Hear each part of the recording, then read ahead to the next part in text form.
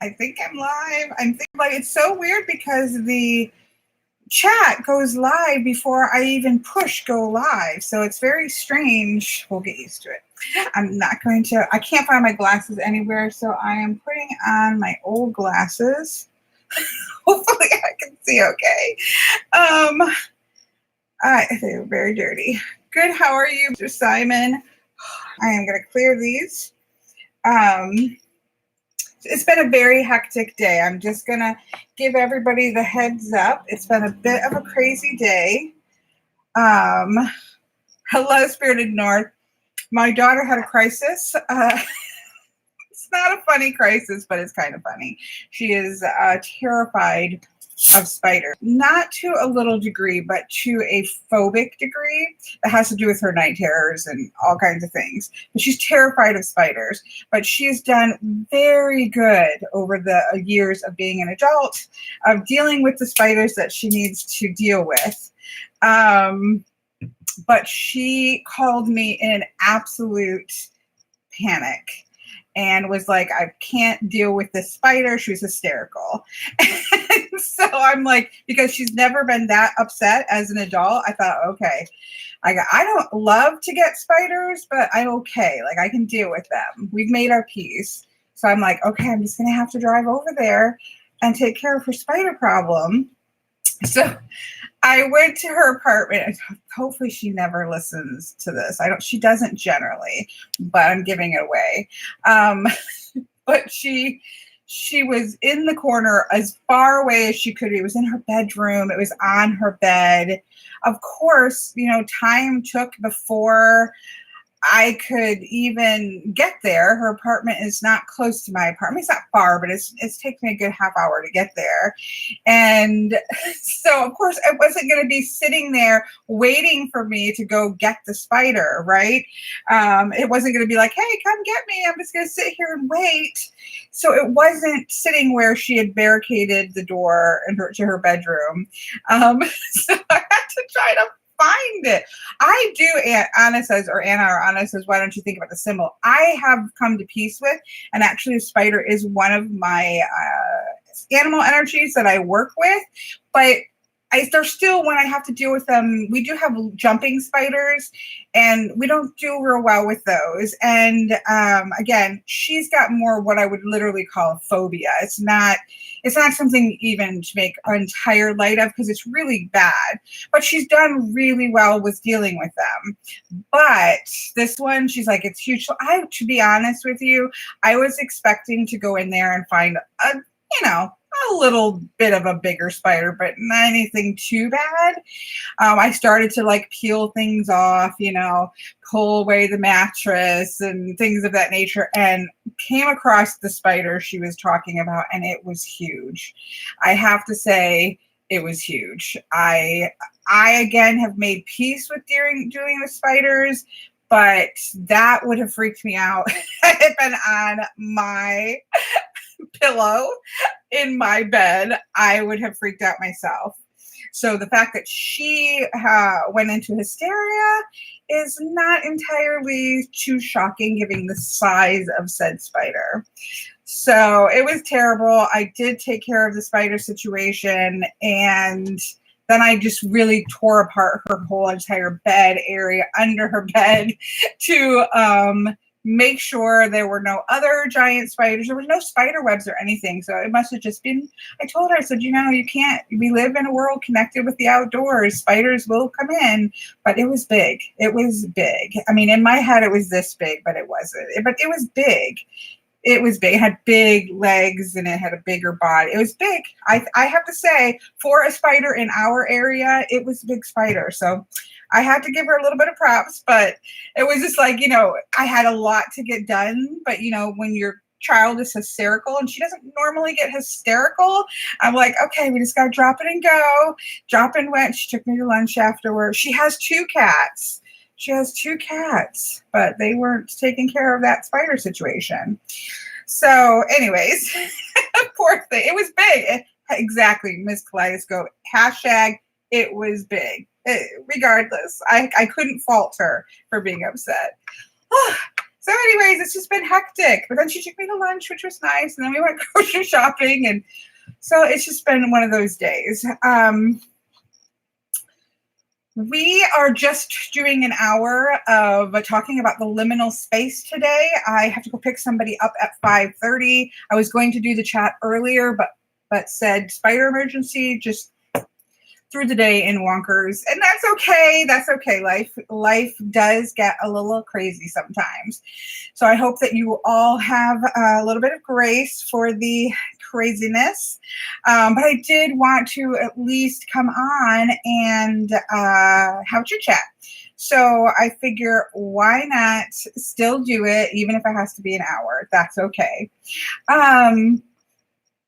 So we had talked, so I'm going to dive right in here. I apologize that I'm going to have to roll. Yes, we will still have a card pull, Mr. Jones. Please remind me if I forget. But yes, we most definitely will. So we'll have our weekly, and then we'll also pull like 3 cards because I could use a reading as well. So last week we talked about Fey energy, right? So, and one of the things that we talked about in regards to Fey energy was this idea of liminal space, right? For me, the territory of Fey energy is very wrapped up in the liminal space. That those two things are very interconnected to me. So we talked about that a little bit, and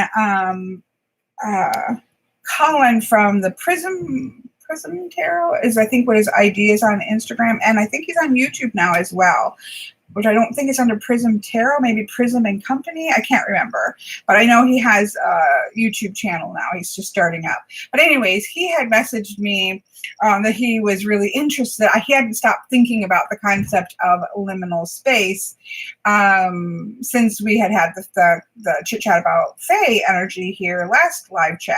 So I'm like, okay, great. Let's talk about that next week, because we can dive a little bit deeper into that, because I love all things liminal space. And so that's why we're going to kind of keep, and it ties in, I think, with, as I said, with Fey energy that we talked about last week. So what is the liminal space? I guess that is the way to start, right? Because I do think that if we define our question, our terminology, we have a little bit less likely of miscommunication if we're defining where we're coming from with conversation. So for me, the liminal space is, and I think for most people would say that the liminal space is the space between, right? So if you have this point of existence and this point of existence, and what is in between those two, that's the liminal space, right? So if you inhale a breath, and in between inhaling and exhaling, there's that slight moment of liminal space, like in between a baby being born and their first breath. Like that is like an amazing example of what the liminal space would be, because it's literally on the cusp of birth, right? Their head has come out, they are in that process of being born, and then they take that breath, that first breath, and it's that in-between space of being and becoming, right? That is the liminal space. This isn't just a beautiful esoteric space to be in, although we are going to certainly go there, because that's, I think, when we're talking about liminal space in terms of tarot and oracle and divination, which in my opinion all exists in that liminal space, or we dip into that liminal space. But we're gonna get there in a second, because that's, I think, what most people. I can feel it. I'm gonna sneeze, and I apologize. My allergies are crazy. I do have some peppermint going, so I'm hoping that it starts to. I can just feel that sneeze coming. I am in the liminal space between needing to sneeze and actually sneezing. So anyways, we will get to that in a second. But, liminal spaces aren't just esoteric, right? I think that there is something in general about human nature that pushes back against liminal spaces. We try to fill them up very quickly, right? So if you have, and this is very obvious, I think, in, say, relationships. So if you are in a relationship and you end the relationship, and you're in the liminal space between being in relationships, right? And we very often are uncomfortable with that in-between state. And so we hurry up to try to get another relationship so that we can fill that space up that we are uncomfortable with not being. We don't like to be in that in-between state. And so we hurry up and we try to fill it with another relationship versus sitting in the liminal space, learning what you had to learn from the last relationship, healing from the last relationship, figuring out what you really need to know to put into a next relationship, and doing that work. We don't, I think, in a modern sense, we just don't like to be in those spaces. And so we hurry up and we fill that up with the next relationship. This can also be the same thing with jobs, although I think that jobs are a little bit harder because a lot of the times we need to have a job to pay our bills, right? And so it's very difficult to come to the end of one job, and instead of, maybe you lose your job and you go into the scramble mode for finding the next job because it's very uncomfortable to be in that liminal space, versus at least taking a moment to figure out what didn't work in that last job and what you should be looking for going into the next job. But we often just scramble. And again, the job, I think, not as good of a example, because I do think we often need to have the jobs.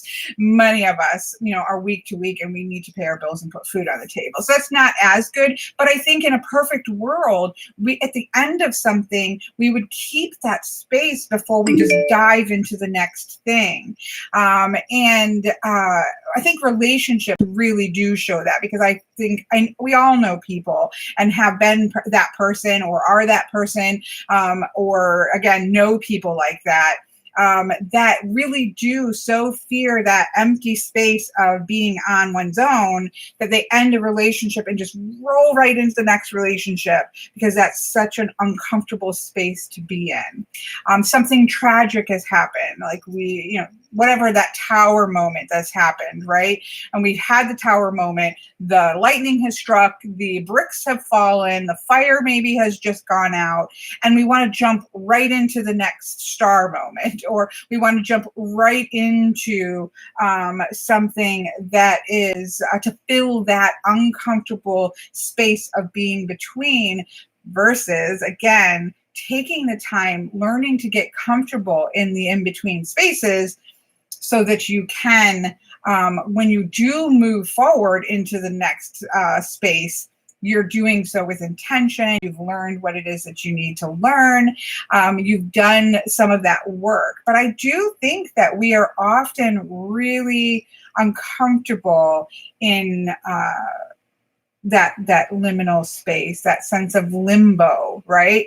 When we think about limbo and this idea of being between something, and not feeling really comfortable with that in-between space. But I think that as we, yes, exactly, Christine. I'm sorry. I'm really not watching very closely to chat, just so that we can, I'm at least trying to get a certain degree in before I pay attention, because I'll get distracted. But yes, it's that quiet moments. Like, you can sit with a person and not say anything, right? You do know when you kind of, that person is your person, whether that's a friendship or a family member, or relationship, where you can sit there in silence, right? You don't have to fill up the space with sound. And that doesn't mean there's anything wrong with sound. There's nothing wrong with chit-chatting. There's nothing wrong with the relationships. There's nothing wrong with music or television or all these things. But we do, and I am definitely guilty of the sound thing, of trying to, or not trying to, but finding myself always filling all of the spaces with music or podcasts, or listening to a YouTube video, or listening to Critical Role, or listening to an audiobook, right? But that's why a lot of times I think people struggle with meditation, is because I do think that meditation is in some way a an exercise in sitting in the liminal space, right? For me, anyways, the exercise of meditation is learning to be comfortable and sitting with liminal space. And when something comes into that liminal space, like a thought or an idea, kind of saying, yep, I see you, and then pushing it back out and going back in. Something interrupts your brain, pushing it back out, something comes back in. Everybody, there's a million ways to meditate. My way is my way because my brain will never shut off. But my point is that oftentimes people are uncomfortable with meditation because it is a process of learning to be comfortable in the spaces that are between, which is the liminal space.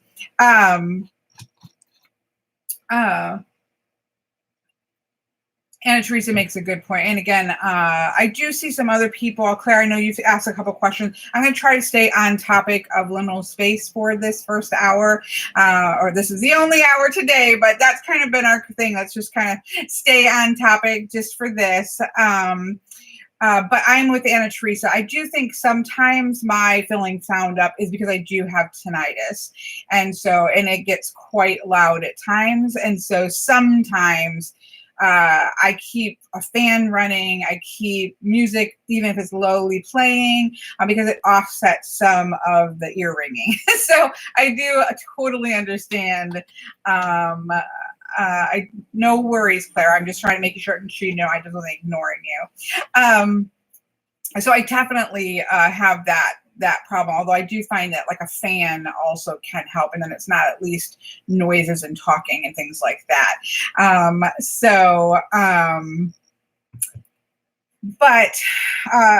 Okay, my brain going back on human nature wants to fill up the spaces quickly. Yes, it's so true. I think that's what interests me, because I have always, I think because I've always loved Fey energy, sunsets, sunrises, right? Dusk and twilight. Those are the magic hour. You hear the witching hour. These are the in-between spaces. We talked a little bit about this last week when we were talking about Fey energy. But even when we think about the season changes, right? When anything is changing over, the moon. So when the moon for me is liminal space. So the entirety of the moon, when we think about working with moon energy and we think about the moon card, I think I saw somebody had asked up there, like, what card would we equate with the liminal space? And for me, that would definitely be the moon. Although, there are, and for me, the entirety of tarot exists in some degree in the liminal space. It's a tool to tap into the liminal space for me. But if I had to pick, the first card that would come to my mind would be the moon card, because it's that half light, right?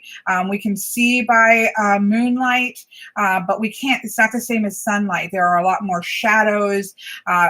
Woods are liminal spaces for me. Being in the woods is being in the liminal space. And I think it's why we certainly equate that, the liminal space with Fae, because we can certainly shift very easily.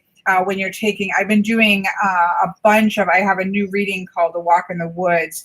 And when I put it out, I did get quite a few, readings at once. So it was a reading that I did many times over the course of a couple of days. And it was very much that idea and that feeling of tapping into that, where you're walking in the woods and you kind of feel like your first, one step you are just walking in the woods, and the next step you're in that magic zone. Like you can feel where you're in that shifting zone. Underneath trees, in terms of literature, are they're often equated with in fairy tales. If you fall asleep under a tree, that could put you into a liminal space. And so trees, so think about being an entire forest full of trees and walking through there. The light is coming in and out, right? Flickering in and out through the branches. It's a very liminal space there. And so moonlight, I'm sorry, I know I got off track there, but moonlight is similar. You have light, but you have a lot of shadow.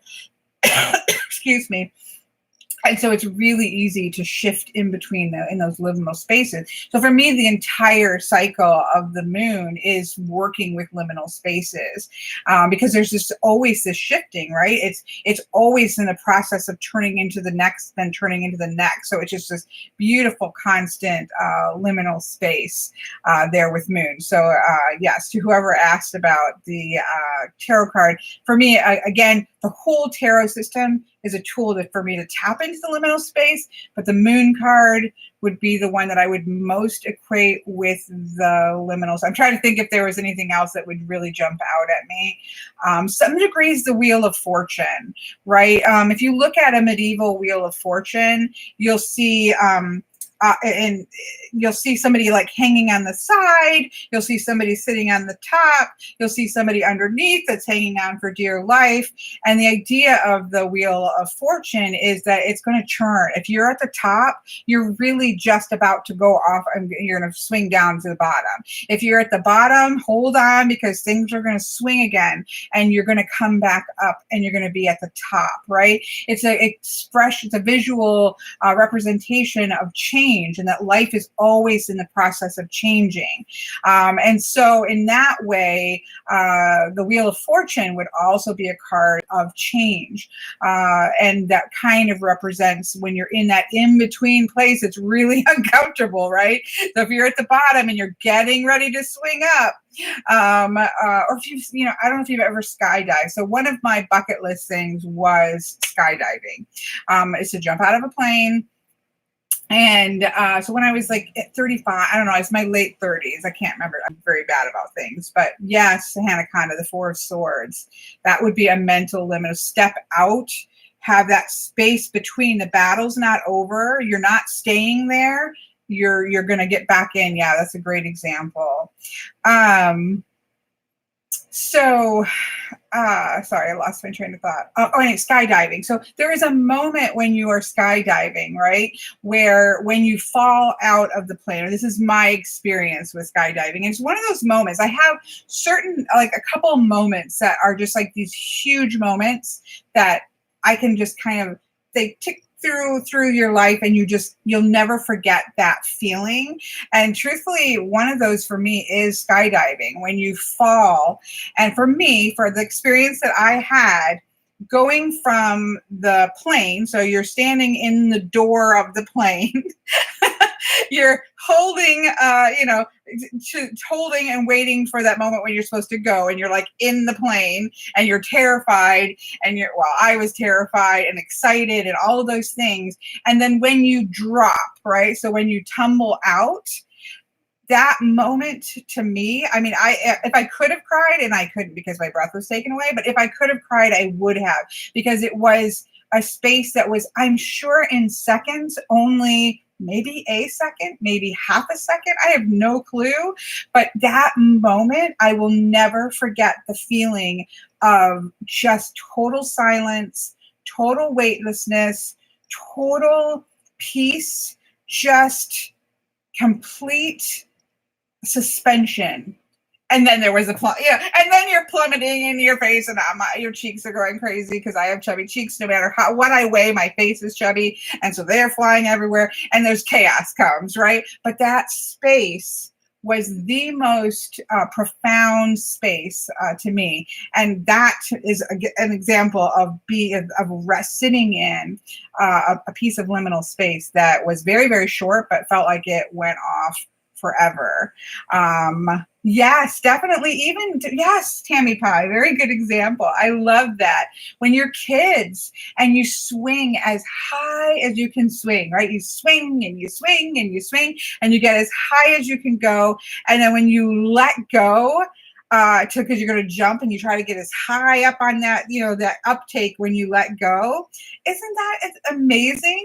That is the same feeling when you're a little kid and all of a sudden you feel like you are literally like an astronaut in space. You are free flying and time stops, and it's just this amazing feeling. And then you plummet to the earth and hopefully land on your feet, but have the time like you're crash landing, right?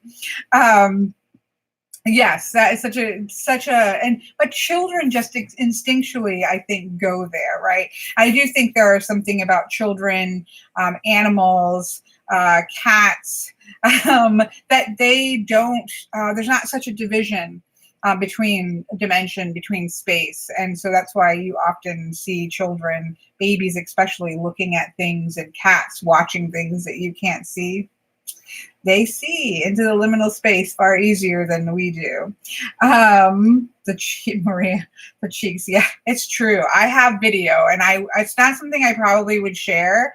And I weighed a lot less then. It's not about weight for me. I just always have cheeks, and it was atrocious to see what free falling from a very high height does to your face. This is like, it's just terrible. It's not attractive. It's not attractive by any means. Um, um, I'm sorry, I've lost my train. Yes, exactly, Liz. And that's a difficult, right? That's a difficult one when you get in. If you've ever been in a car accident, and I've certainly been in one before too, and there's that moment when you know you're going to hit. And that control, you've lost all control, and you know there's nothing else you can do, and the actual hitting or something that puts you into that zone, for sure, that has that. Yes, Ladybird, which is this, Santa Teresa. I'm trying not to do that because some people don't know who I'm talking about, but Miss Ladybird, she said, the Hanged Man. And I just did a walkthrough of the Ancestral Path Tarot, and the Ancestral Path Tarot it's a re-release. It's been released 2 other times. The first time was, I think, in the early 90s, and then it was like 2013, and they re-released it in these huge cards with no borders. The paintings were all rephotographed to get actual accurate color and things of that nature. But in that deck, the Hanged Man is a baby in uterus, or in utero, I guess you would say in utero. But the baby is, so you see the baby in the uterus. And in the guide, it's just a little, there's an old book, but that's hard to find because it's out of print, and so they're more expensive. But in the little blurb in the little white book, it talks about the Hanged Man is resting, it's learning to rest in the transitory or the liminal space. It doesn't use that word, but it is that moment, right? You're hanging in suspension, and you're in the Hanged Man cards. Very good, Anna Teresa.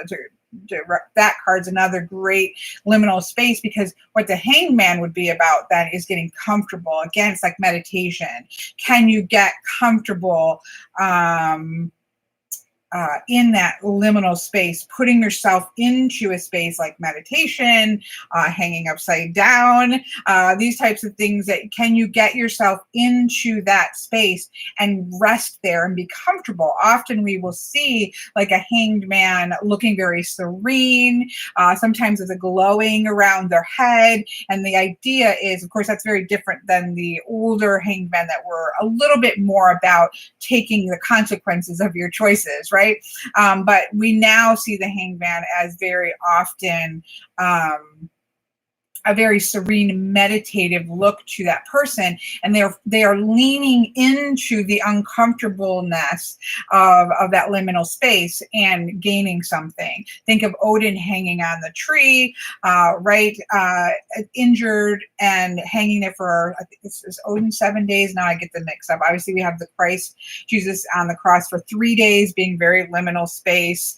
But this idea of suspension, and then what did Odin get from that? He gained the wisdom of the runes. Jesus obviously dies on the cross and gains the salvation for the whole world, right? So we have those kinds of big mythologies, and I don't use myth as in fake. I use myth as in those big human stories that really speak to human, what it means to be human and what we're looking for. And so we're putting somebody's putting themselves in that suspended state, and gaining wisdom or gaining salvation or gaining something from that, from resting in and being comfortable and choosing to hold that liminal space. Labor was a bit, for me, it's not the labor itself, but for me, it wasn't so much the labor itself, but it was that moment between the birth or the head crowning and then that breath, and that kind of me holding breath for both of them. So there is birth, giving birth is definitely for me a very much a resting in liminal space. Sometimes some spaces are a bit more quiet and more less painful than others, right? I saw somebody said something was interesting and would like to hear what I said about it. Somebody would have to reiterate it because I definitely missed it. Is it 9 days? Sorry. I know I wasn't getting it right. I'm like mixing my myths, but we have lots of those kinds of ideas of holding, with the hangman. So yes, to Anna Teresa's suggestion. So right now, I think we're at the moon card. I'm going to argue that the Wheel of Fortune. I'm going to definitely agree on the Hanged Man. The Four of Swords, Hannah Conda, I think, had brought up. Some degree, the Tower card, to be honest. The Tower card has a bit of that liminal space as well, in terms of you are in that space of destruction and rebuilding. And that we're so uncomfortable with that, right? That we hurry up and try to fill that space versus just sitting in the tower moment, letting the energy be shook up, letting life being a little bit in that destroyed mode for a second, instead of just throwing into gear. We miss the point, right? So if the tower moment is shaking things up because things have become out of whack and unbalanced, we need to sit in that liminal space a while, figure out what just happened, process what just happened, figure these things out before we go into roll right into rebuilding, because then we've missed the point and we're probably going to get hit by that tower again in some ways, right? Because we haven't gone through that process. So I would argue that for me, the tower is probably a bit, same thing with the judgment card, right? The judgment card, especially in the way that we look at the judgment card is about a stop for a second, right? It's about initiation as well, where, okay, here, you've done all the work, right? You've done all this work here. You've gotten to where you are in your life. The judgment card is about pausing and assessing before rebirth, right? And so that the actual moment of the judgment card is a liminal space between being and becoming, right? Between being what you are now and becoming something different. Obviously, we haven't even spoken about it, the death card. The death card is a massive liminal space card, right? Again, major shift.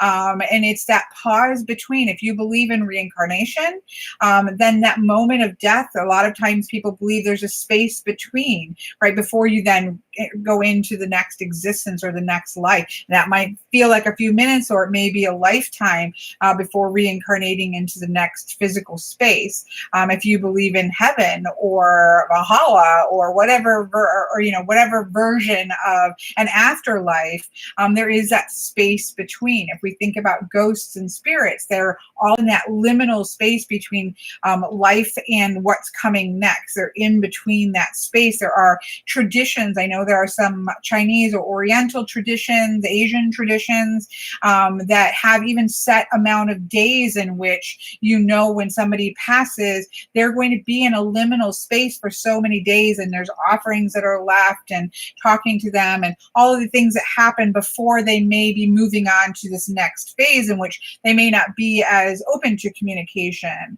right? So liminal spaces, those in-between states there. So yes, I don't know why the death card wasn't the first thing I thought of, but that's okay. We're just talking about talking these things through. I know that somebody said it a second time, Mr. Jones.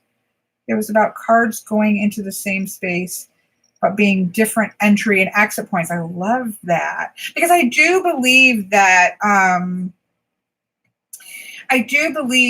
at least for me, and again, everybody uses tarot for me is a tool. And so we all use that tool in different ways, right? And so this idea of how that might be used, I can't say everybody is going to use tarot in the same way. But for me, tarot is a tool into the liminal space or to process or to get messages from the liminal space in some ways. So yes, to what Mr. Jones, I think what Mr. Jones was saying was that each of these cards are entry points and exit points and or both, right, into that liminal space where we can receive those messages. For me, it drops me down into the web. It drops me down into the collective unconscious. It drops me down into ancestral energy, where that space where I'm down in that space to be able to get those messages with the, whatever divination. So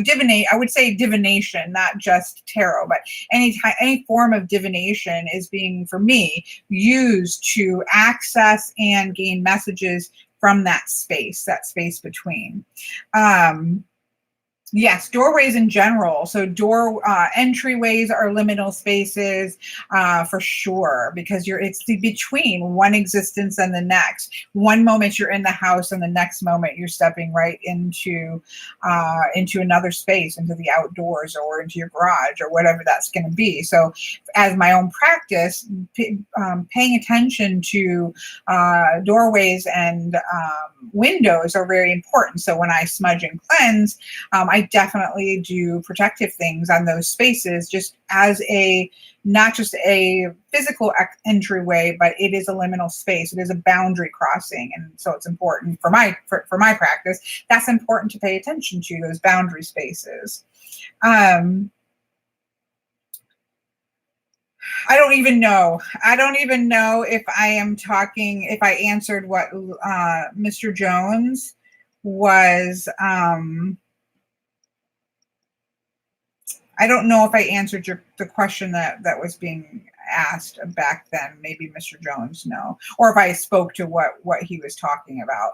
So yeah, so for me, it's less that all tarot cards are liminal space, as more that they are tools to access and gain information from liminal space, if that makes sense. Hopefully that makes a little bit of sense. How do you agree? How different cards representing in their own way space? How moon? How real? I do think they can represent. Some of the cards do. I don't think all tarot, for me, from my perspective, and I haven't really thought this through a lot, but I would say that some cards represent liminal space, such as we talked about the moon, the Four of Swords, because some don't always, some are very solid, right? When I think of, say, a Four of Pentacles, a Four is solid, stable, the Pentacles is solid, earthy. That doesn't feel liminal to me. So not all tarot cards to me represent liminal space, but they're all entries into liminal space, if that makes sense. But some of the cards do, for me, represent liminal spaces, such as the Tower card, such as the Four of Cups, or Four of Swords, I'm sorry, such as the Moon card, the Death card, the Wheel of Fortune, like those ones that we were talking about. That, to me, those are representing liminal space. Other cards are representing other types of spaces, not all liminal, but a divination system as a whole is a gateway or an access to liminal space for getting messages. For me, now some people use them to access, other things like talk to spirits or talk to their spirit guides. We're all different in how we use that particular tool. So I hope that makes sense. I'm catching little bits of a conversation here, and they're talking about borderless cards, I think, leaking liminal space, which is pretty funny. That's pretty funny. I don't know. There's probably a whole conversation. I've just seen little splurtings of leaking borderless cards.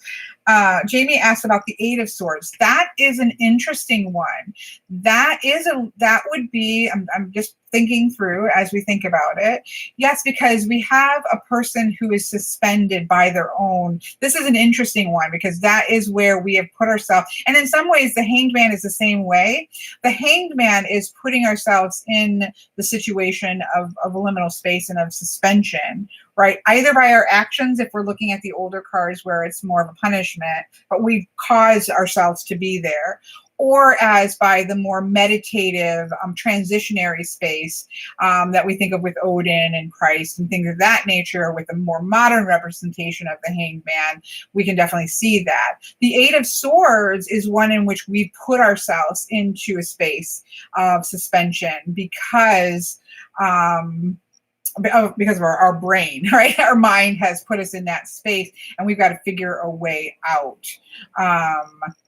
I would say that to me personally, the Eight of Swords feels a little bit more like in being trapped and less like liminal space, because liminal space is a space between, again, it's that between it would almost be, if I was in the Eight of Swords, it's the point of when we're tied and bound, and that moment when we figure out between being bound and the moment in which we figure our way out, to me, that's the liminal space, right? It's between two realities, two existences. This is one existence of being bound by our own mind. This is another existence of finding that freedom. And so that when we're in that breath between, there's the magic, right? There's that aha moment. So it's really interesting. You know, you can obviously, all of these, you can think about the ways in which they do that. The Hermit the Hermit you could definitely see yourself, the Hermit card, as being a bit of a liminal space, although that feels much more like, okay, now I've accumulated all of the knowledge that I've had, I've accumulated experience, I've accumulated knowledge, I have all of this information and things that are going on. Now I'm going to go off into the cave. Like, think about the Hermit card in the Tarot of the Hidden Realms. She's entering the cave, and a cave is definitely, in my opinion, I can't say definitely to any of these things because obviously this is all subjective. But for me, I know, I'm not even trying. There's a lot of interesting conversations happening in the chat. I can't even begin to try to keep up and speak. So, and I do have to leave around 5 because I have to be able to pick somebody up by 5:30. So,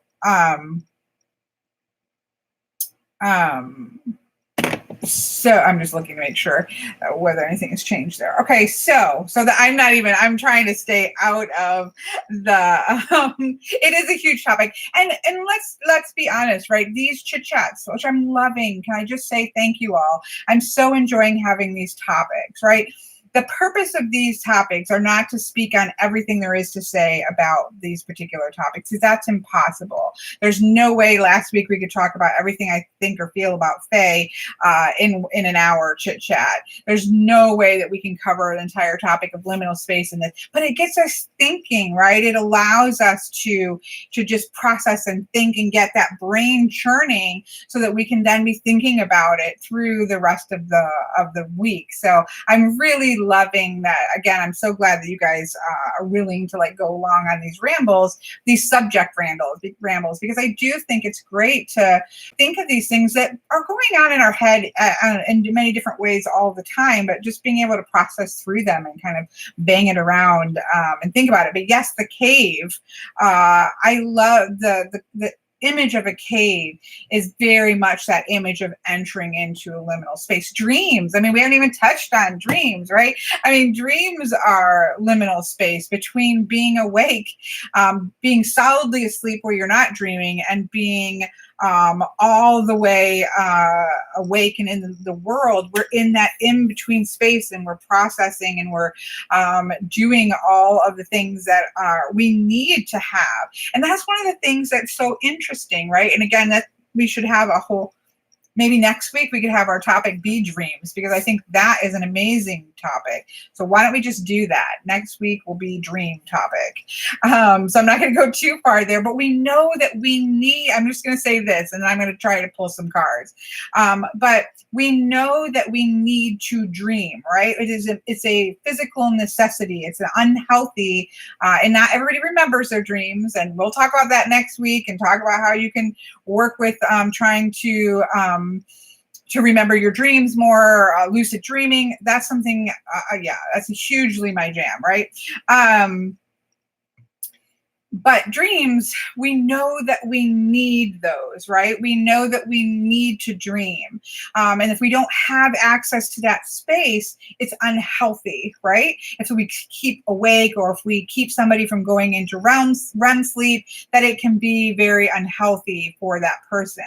But think about that in that broader context that we were talking about. And again, I'm just going to relationships because that's just an easy one. But if we think about then how unhealthy how it's important that when we end a relationship and we start a relationship, we need the liminal space, right? We need the space between to process and figure these things out and heal and do the stuff that needs doing before we enter into the next relationship.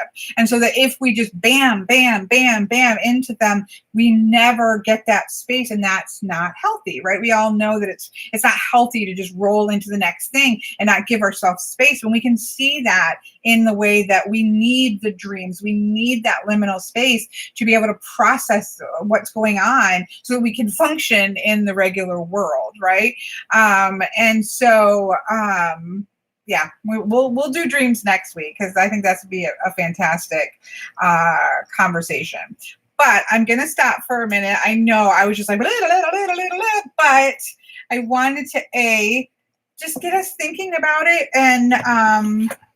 and I just love it. I think that the key here for me, again, liminal space is something I have done a lot of work with, writing with, for my entire adult life. It's something that has always fascinated me. Lucid dreaming, all that kind of things. Journeying. I mean, we haven't even touched on going into, putting ourselves in that liminal space, briefly in terms of using tarot. But there are other, when you think about going in on spiritual journeying, some Native American practices of vision quest, there's all kinds of practices in which people, for spiritual reasons, go on these journeys into the liminal space in order to come back with insights and things of that nature, right? That is making use of liminal space. It's coming to an understanding at a spiritual level of liminal space, and making use of that space to go into, to deliberately go into the liminal spaces. Path working can, in cards, where you talk, some people use tarot cards to path work into the cards, into the landscape of the cards, right? Using that. So that is doing something in a deliberate way, acclimating yourself, orienting yourself, teaching yourself to work in those liminal spaces. And that's like a whole nother topic in and of itself. But I think that the takeaway I think we can have with thinking about is that a lot of times we're processing things and we're not really thinking about that, right? We are filling our world up with noise and activity, and we're never being still. We're never, taking the time to be quiet. We're never taking time to be able to have those liminal moments, because we're rushing into the next thing, and starting to be more aware of those spaces that come between, and resting in those a little bit, I think can be a great place to to kind of a good takeaway, I suppose. If we even need a takeaway for these chats, I don't know. But let's pull some cards before I have to go. That way, at least we have accomplished that. I'm going to take a drink real quick.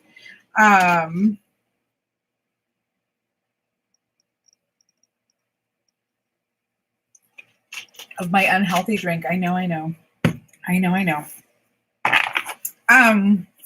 So last week, our card was a temperance card, which is that alchemy, right, that happens. In some ways, you could even argue like this when you're bringing these two things together.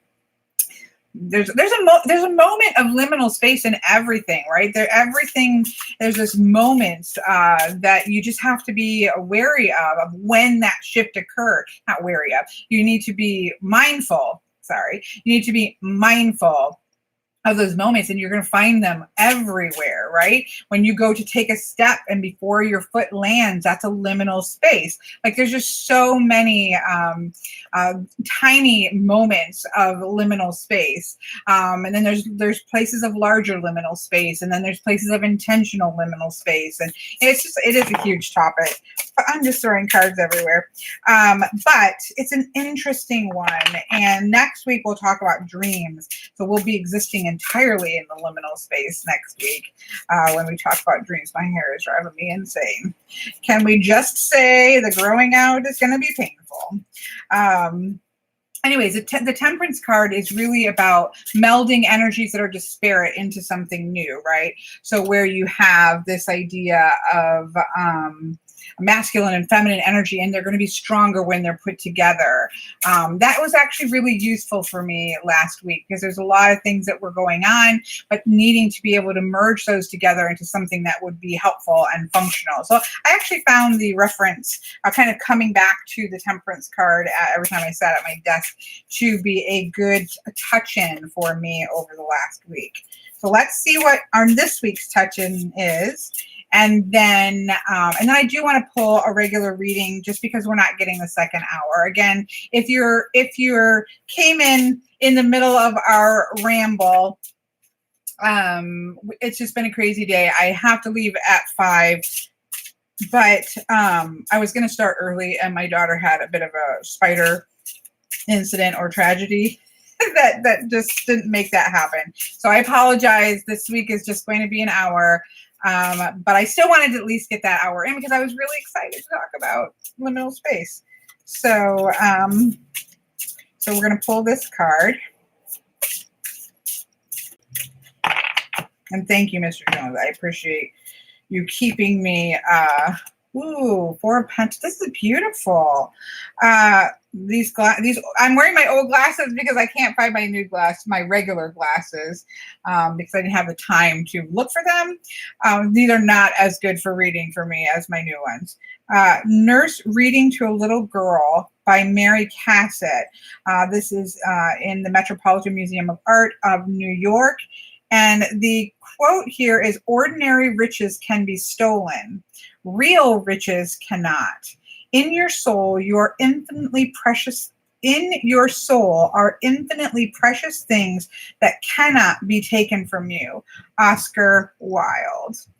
I don't consider the Four of Pentacles to be liminal space. I love this Four of Pentacles. Four of Pentacles is very solidly rooted, right, and grounded. It's a number 4. It's an earth card.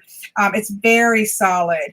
But what I love is that most of you know, I don't really read from the Rider-Waite-Smith perspective.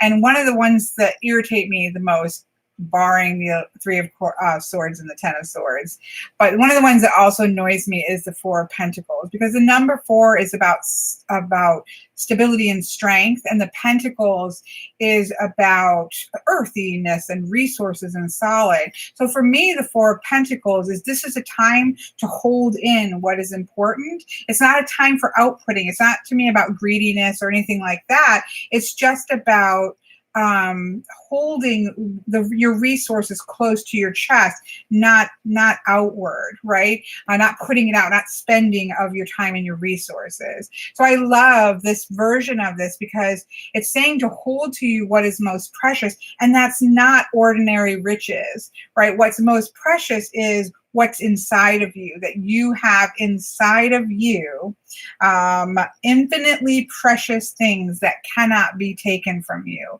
and should not be given away, right? I'm adding that in. I am adding to Oscar Wilde's quote because I am just that ridiculous. But for me, it's about there are infinitely precious things in you that cannot be taken away and should not be given away. That's the devil card, right? The devil is when we're abdicating our power. We're taking those precious things that we have and we're giving that over to somebody else versus holding that within. So what a beautiful message. To sit with this week, that this is a time to hold in yourself those infinitely precious things that you have within yourself and stay rooted and grounded in that. That's beautiful. And look at this card, look at this painting. Just so beautiful. It's like she's showing this little girl like what's so precious within her. So that's our card for this week. And again, I think a couple people might have asked. I don't think of probably any of the pentacles as being examples of liminal space. Although you could argue the five of pentacles because that is a space of which you are ungrounded and needing to sort of reground. So you could argue. You could argue that the Five of Pentacles, in terms of grounding and earthiness and stability, that there's an instability there. There's some fives or have something inherently destabilizing. So there we go. And for people who ask, this, I just covered it up. This is called the Art of Life Tarot Deck by Charlene Livingston. It's an amazing deck. I have not yet done a walkthrough of it, and it's ridiculous because I love it so much. It has artwork and quotes in it. But I want to do, it's 5 o'clock, so I'm not going to like take a long time and do, let's do a little combo. Come on. Let's play a little bit. I'm going to pull from the door because we talked about doors being liminal space. So I'm going to pull from the door and I'm just going to pull one from each of my mini decks because we can. Why not? I have to do this quickly. It will do our job for us, but we're going to start with the doors because doors are definitely gateways to liminal space. I know. Thank you, Jones, Davey. I appreciate it. I really do. It's not, I do need to go, so I appreciate it. But let me just real quick pull us a beautiful, I just love this deck. If anybody wants to know these pictures of door, I mean, look at all those liminal spaces. You're literally holding a deck full of gateways. I mean, how awesome is that? Just a couple shuffles, Jamie. I have to. You know me. Okay. Let's just do a whoof. Ooh, look at this beautiful. Oops. There we go. Distant dream. It says the distance calls your heart to roam free. As you dare to dream it, so must it be. So dare to dream it. Distance. Be comfortable in that space. For I know I do love this Oracle deck so very much. If you look at this, you think you're looking outward into maybe water or something. I think it's just actually painted, it's just a painted wall, but it feels like you're going outward. And to be comfortable with that, be willing to go dare, get the cough. Be willing to dream, right? Because it says, as you dare to dream it, so must it be. It's never going to happen if you don't at least try to dream it and be willing, right? Love it. Okay. Let's add a Whispering Wood. I love this one. I wish this one was the only ones that I have that are different backings is the door. This one does not, but it's so freaking cute. Okay. Yes, liminal bath with candles and crystals. Oh my goodness. Okay, I'll only give myself 3 shuffles because I got to do that at least. Whoa, and this one jumped out, so we're going to go with this one. This is like the worst ever, isn't it? It's okay. We'll still get something out of it. Learn. Take a lesson from the owls. Ooh, those are very liminal creatures, right? They're nighttime. They glide through the air, seeing clearly down to the ground like owls are liminal animals. Oh my goodness. Take a lesson from the owls. Deeply observe the night, and you'll become a little wiser in the day. Basically saying, hey, get comfortable with the liminal spaces, because then in those solid moments, you're going to be more able to function and make those big decisions, just like we need the dream so that we can function in the regular world. So be comfortable in the night, and then you've got it made in the day. liminal owls there, liminal owls. Okay, I'm getting my cards mixed. We don't want my cards mixed. The oceans are liminal spaces, right? We're going to do this. This one has, again, all the same backing. Not my fave, but I do like it. The oceans are very liminal. The tides coming in, the tides going out. Can we just talk about the judgment card? The judgment card in the Ancestral Path Tarot, where she's suspended in water, right? She's suspended there between the sky and the earth in water. Oh, I know, Miss Jones, I know. Swimming is very liminal space. Scuba diving, all of that. How many of us go under the water and just float, right? It is the most, I don't know how, I'm sure somebody mentioned it and I just missed it. Water is such liminal space. Okay. I'm so bad. Change. Know when to move to a new shell, especially if yours no longer fits. The space between your shell not fitting and finding a new one. Pay attention to your world around you so you know when to shift. There you go. We're having nuggets of messages. This is called a nugget reading. I'm so sorry. I feel like you're all like saying, "Oh my gosh, how did we manage to get this to this space?"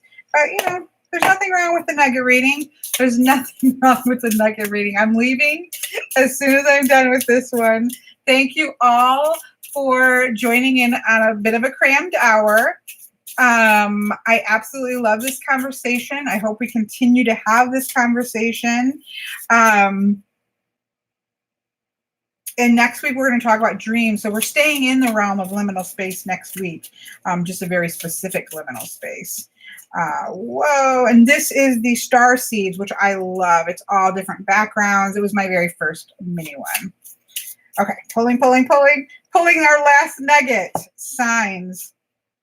The universe has been gently nudging you forward by revealing to you signs and synchronicities, which is so much what we're talking about. Because the more that we are intentional and we're paying attention to those liminal spaces, that's when we get Oracle everywhere, right? I know. I'm so sorry. I'm trying to cram this in. But that's when we get, when we're conscious of and when we're paying attention to the spaces between, this is when Oracle comes out of cards and casting things, and it becomes part of just living and walking and breathing in the everyday world, right? That's when it happens, is when we start to become mindful, comfortable. We're paying attention to those spaces between so that we can get all of those amazing, not require anything but us just walking around. I'm done. I'm leaving. Thank you all.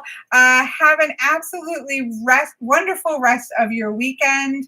It has been a joy to see you guys all quickly. And I hope you have a wonderful weekend, and I'll talk to you guys next week. I will be putting up a first impressions of the new the reprint of the Ancestral Path Tarot probably tonight. I'm hoping to get it done. I just have to upload it. So probably tonight. And then I will see you guys all later. Okay, I'm going to end stream.